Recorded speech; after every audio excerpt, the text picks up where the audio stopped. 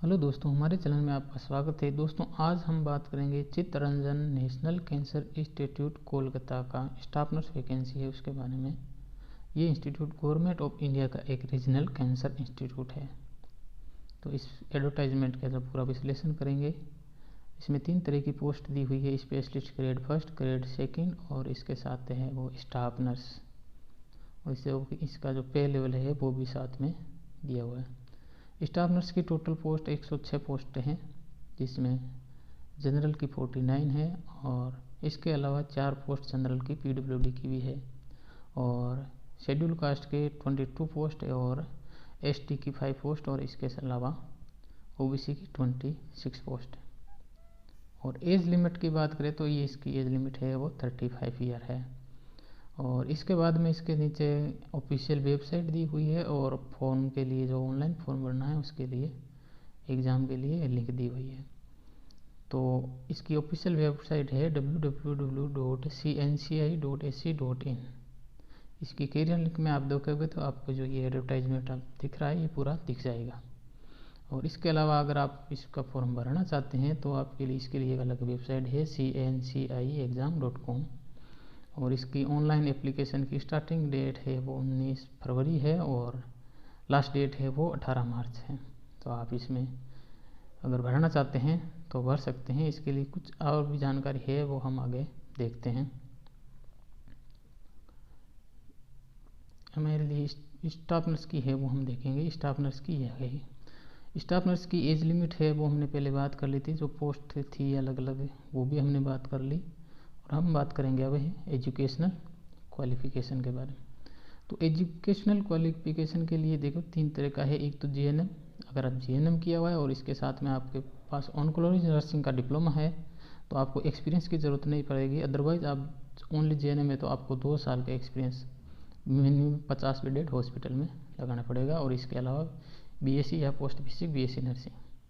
और इसके अलावा आप रजिस्ट्रेट होने चाहिए आईएनसी या फिर और स्टेट नर्सिंग काउंसिल में। और इसका जो पे लेवल है वो 7th पे लेवल पे है, उसके आधार पर दिया जाएगा।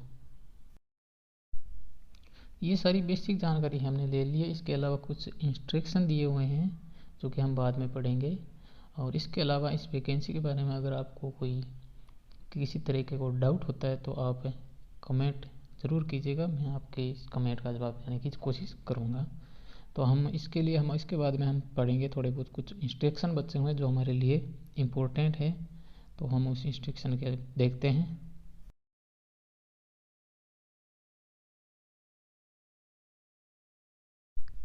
जो जनरल इंस्ट्रक्शन का जो दूसरा कॉलम है वो एप्लीकेशन फ़ीस का है। तो एप्लीकेशन फ़ीस है वो जनरल और ओबीसी के मेल कैंडिडेट्स है उनके लिए 500 रुपये रखी गई है। और जो SC ST PWD और वुमेन कैंडिडेट है उनके लिए एप्लीकेशन फ़ीस नहीं है और free of cost application apply कर सकते हैं। और इसके अलावा आपके पास क्वालिफ़िकेशन है, आप एक्सपीरियंस है तो आप इसके लिए ऑनलाइन एप्लीकेशन कर सकते हैं। ऑनलाइन एप्लीकेशन का जो वेबसाइट है वो cnciexam.in है .com है, वहाँ से आप ऑनलाइन कर सकते हैं। लास्ट डेट और स्टार्टिंग डेट जो हमने पहले भी डिस्कस कर ली थी। तो स्टार्टिंग डेट है वह 19 फरवरी है और एंडिंग डेट है एप्लीकेशन फॉर्म की वो है 18 मार्च। और इसके अलावा जो एज रिलैक्सेशन वाला कॉलम है तो एज रिलैक्सेशन है वो कैटेगरी के आधार पर जो गवर्नमेंट ऑफ इंडिया के जो रूल्स है उस हिसाब से एज रिलैक्सेशन भी इसी वैकेंसी में एप्लीकेबल होगा। और गवर्नमेंट, अगर आप गवर्नमेंट डिपार्टमेंट या कहीं भी प्राइवेट सेक्टर में भी आप काम कर रहे हैं तो आपको एप्लीकेशन फॉर्म फिल करने के लिए NOC की ज़रूरत पड़ेगी।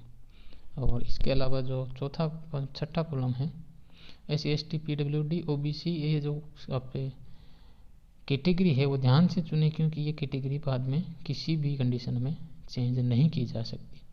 तो ये जो मेन पॉइंट थे हमने डिस्कस कर लिए हैं। और इसकी जो वेबसाइट की जो लिंक है वो मैं जो भी इम्पोर्टेंट लिंक्स होगी वो मैं डिस्क्रिप्शन में डाल दूँगा। धन्यवाद।